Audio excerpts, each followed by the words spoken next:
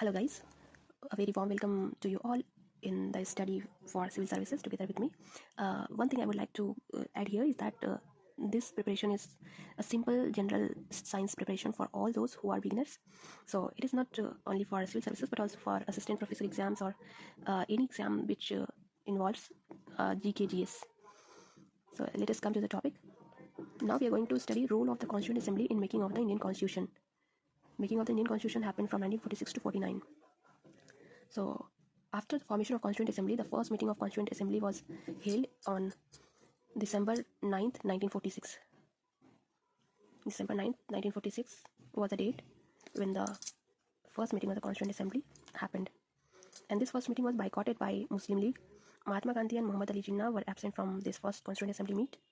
Total 211 members participated in the first meeting of Constituent Assembly. So, let us remember this date. December 9, 1946, first meeting. December 9, 1946, first meeting of Constituent Assembly. So, Dr. Sachidanand Sinha was appointed the first acting chairperson of the Constituent Assembly because he was the eldest among all members. So, how many members were there? There were 289 members. No, 389 members.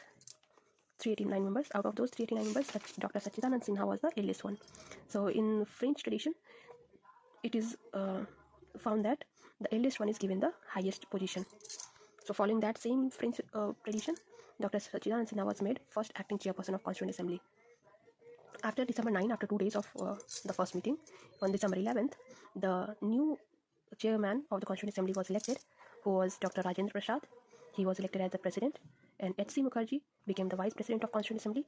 H.C. Mukherjee, vice president of Constituent Assembly. B.N. Roy elected as constitutional advisor of the Assembly.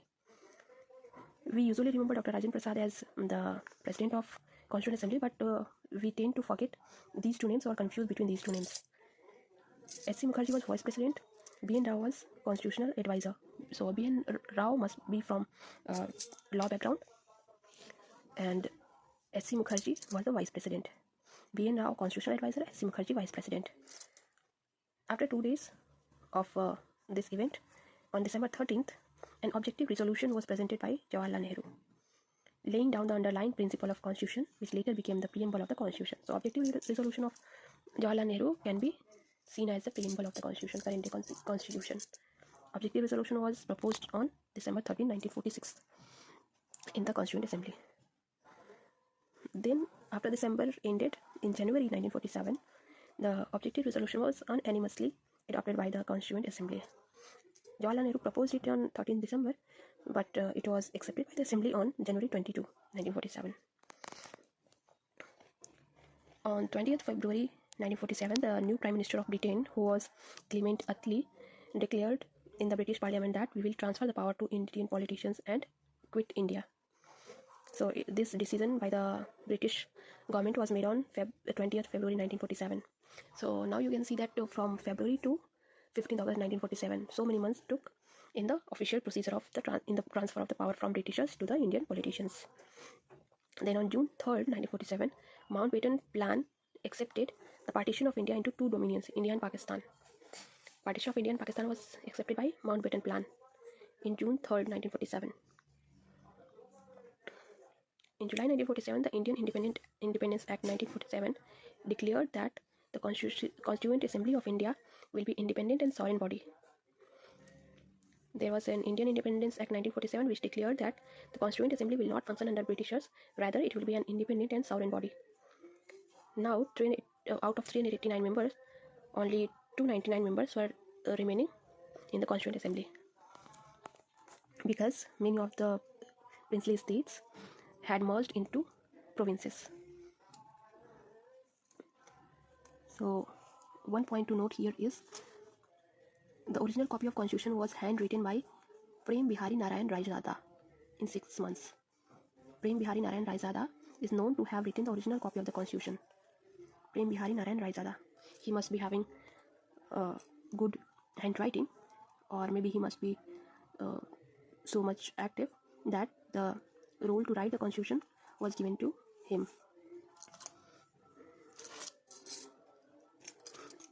Or maybe not, here it is not mentioned that it was written by hand, so maybe he knew the typewriting, so that's why this job of writing original Constitution was given to Prem Bihari Narayan Raisala. With this, the Constituent Assembly also became a legislative body. Thus, Constituent Assembly is also termed as the first Parliament of India. In the Constituent Assembly, there were two heads. One was Dr. Rajendra Prasad, another was G.V. Maulankar. These two heads were there in the Constituent Assembly.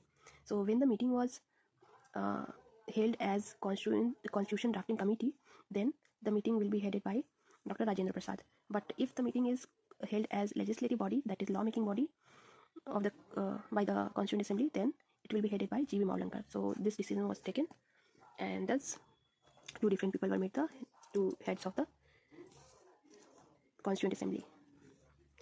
Both functions were carried out by Constituent Assembly till November 26, 1949.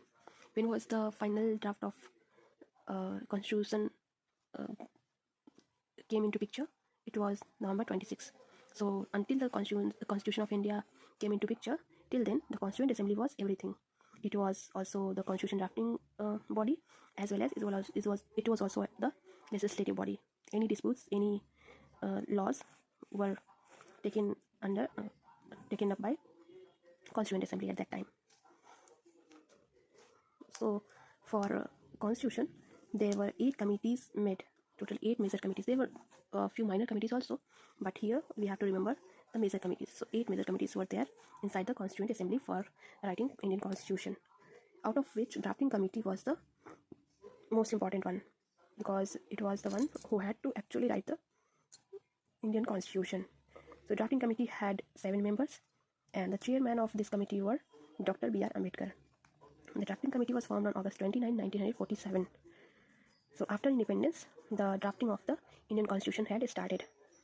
So August 15, 1947 was Independence Day. Then August 29, 1947 was formation of drafting committee. 7 members, chairperson B.R. Ambedkar. This we know very well. The thing that we can forget is the date of formation. So it happened after Independence Day in the same month. 15 August, after 15 August, August 29 was the day for formation of drafting committee. Then 47 passed. In February 48, the first draft of the written constitution was published in the assembly by the drafting committee. The first draft of Indian Constitution was published in February 1948. Then after, the Indian citizens were given 8 months to debate the document and offer revisions. Since it was the first draft, so the drafting committee invited suggestions for revision of the constitution, written constitution. In October 1948, after February 1948, October 1948, after 6 months, the second draft of constitution was published in the Constituent Assembly by drafting committee. Since drafting committee was responsible for writing the constitution, so it was the one who was publishing the written constitution from time to time. Now, ultimately on November 4, 1948, the final draft of constitution was presented in the assembly by Dr. Ambedkar. Final draft of constitution was presented on November 4, 1948. Finally, the constitution was accepted with 395 articles, 12 schedules and 22 parts. Currently, there are 445 articles. I think it is 448 articles. I'll check it. 448 articles, 12 schedules and 25 parts. Originally, there were 395 articles, 12 schedules, 22 parts. So what remained the same? 12 schedule. 12 schedule remained the same. 395 articles became 448 articles, and 22 parts became 25 parts. So 2 more dates to remember here is July 1947, 22 July 1947. It was the day when tricolor was adopted by the Indian National Congress as the official flag of India. So before August 15, 1947, the tricolor was adopted. 22 July 1947 was the day when tricolor was adopted. On 24th January 1950, the national anthem and national song were adopted. 26th January 1950 was the day for adoption and enactment of the Constitution of India. Before 2 days back, the national anthem and national songs were adopted. Thank you so much for being with me. Stay happy, keep learning. Jai Hind.